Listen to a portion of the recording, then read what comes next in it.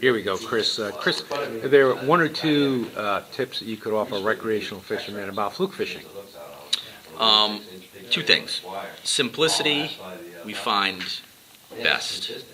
And I say you'll see a lot of fluke guys fish with tandem rigs and a lot of bells and whistles.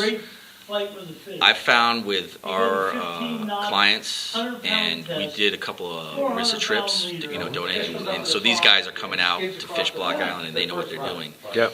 All right, we don't have to. I've done those too. They bring their stuff, and we watch. Yep. Okay, we just drive them. The guys that use bucktail, usually about 3 ounces, with a strip of, it's typically bluefish. Yep. For whatever reason, it's lights out. Bluefish, strip out sea robin, fluke belly, on a glow, with glow over white. I think Spro makes it. I think they all make them now. We make our own bucktails. Do they usually use a second hook above?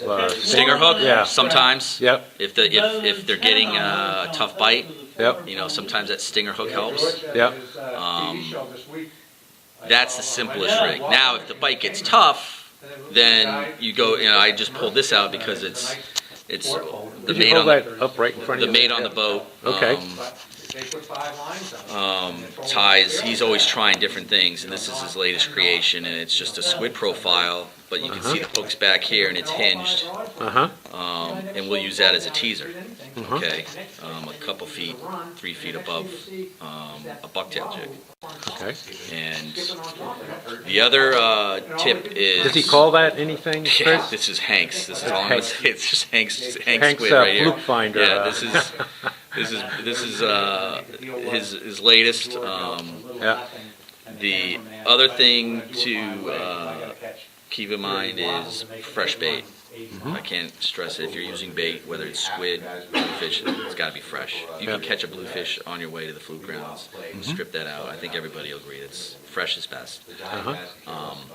We don't have fresh. Gulp is huge now. It's finally made its way to New England. It's been big in Florida forever, in the southern states. Gulp is, they make a gulp tail. I think it's like a 6 to 7 inch gulp tail. They're hard to get, but I think they work better than the grubs. It can be expensive, but sometimes that's all it takes. Is switching from squid strips or bluefish strips to gulp. The bite's tough.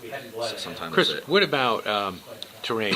Where do you like to be? You like to be flat surface, near structure, or transitions and flats. So on the south side of the island, you have quite a big area of sandy bottom, which everybody knows about. From 40 feet all the way out, it's dead center of the south side of the island. You'll often see the gill netters there once the season gets going out past half a mile. They're in that area for a reason. And that sandy bottom, but more importantly, as you work to the east or the west, it'll transition into mussel beds and rocks. Those transition zones are often a good spot. Don't be surprised if you find fluke even up onto that structure, not all the way in, but just around the edges. That transition zone tends to hold a lot of bait. And so the sandy area is a little deeper, and then it's a little lower. Yeah, the sandy area typically goes from the most popular is from the 30 foot down to about 70 feet. There's a big sandbank, but as you head towards that southwest ledge, there's an area called the Finger. It transitions up to a little shallower water, but it's structured, a lot of mussel beds. But that transition zone along the Finger is also a good spot. A lot of people, it's a hard drift because most of the time the drift there isn't north-south.